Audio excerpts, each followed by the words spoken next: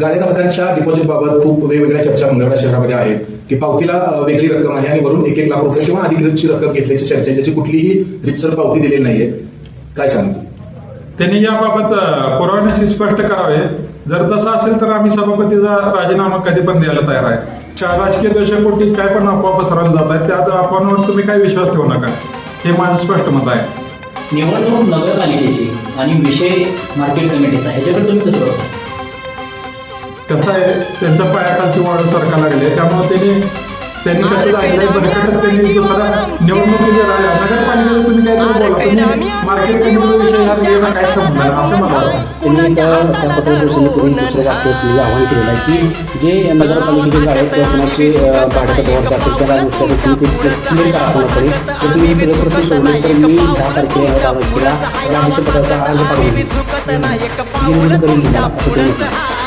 काय माहिती आहे का, गाड्यांचा जो आम्ही रितसर काय ते रितसर मार्गाने केलेलं आहे, तुम्ही ते आम्हाला क्लिअर करा.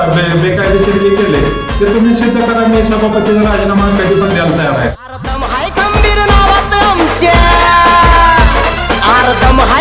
नावात आमच्या नादाला लागतंय काय, तुम्ही नादाला लागतंय काय.